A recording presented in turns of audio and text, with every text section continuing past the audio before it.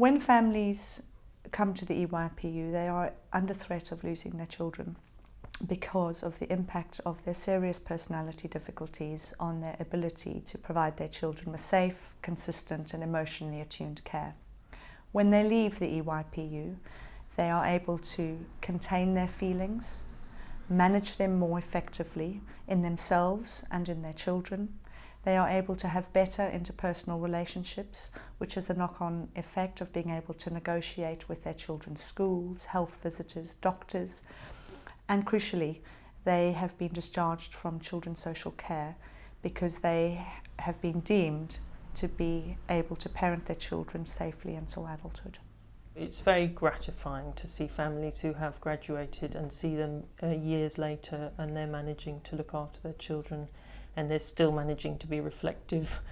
I think that it, again, where parents are successful, it helps them to run their lives better, function better. When they come onto the unit, they're leading such chaotic lives based on very poor decisions. You know, they're in and out of relationships, often abusive relationships. They're involved in drink and drugs.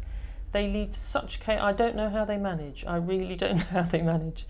And I think at its best, this place helps them to start to get a handle on their lives so that they can live in a more stable way. And that's a very big change that they're able to make. I think one is that personalities, they often think they are alone. That's part of the nature of they are alone in this crisis. But having other parents with similar features to their character is quite helpful. When you have that group work element of that, you're not alone. Your problem is not just to you. There are other people going through the same thing. So they draw strength from each other. It's one. I think the other aspect is the staff's friendliness. Sometimes they can be challenging, but they're challenging in a constructive way that do not make parents feel, I don't want to engage anymore. I've never had a parent that says, I want to stop coming.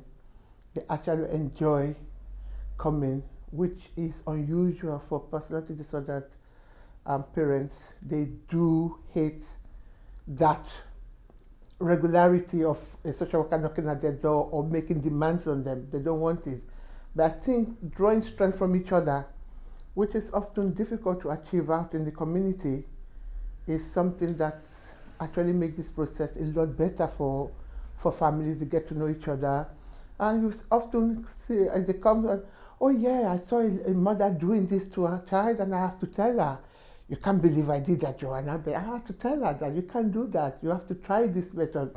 So they're actually learning and they're able to kind of practice and advise each other, which I think is a good thing. They need to see success in a world where they think it's all about problem and people making their life difficult. It's nice for them to see, oh, actually I can do this. Actually my child was crying and I was able to settle her and get her down to sleep. Just being able to see that it's doable is a very helpful thing for parents.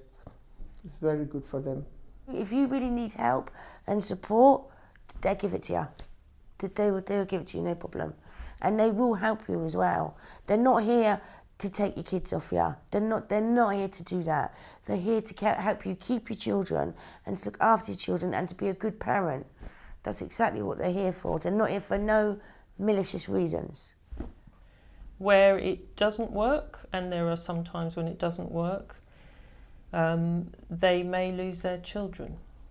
And that's usually very early on in the process. And when that happens, again at its best, I think one thing you can say is that the baby or child concerned is likely to have a better life with a different carer who can really meet their needs. It's obviously a tragedy for the parent concerned, but there have been parents who've managed to say goodbye to their children here and who've come to a sense that actually that was the best thing for their child, which is a hell of a thing to arrive at, really. So that I would regard as a success in itself.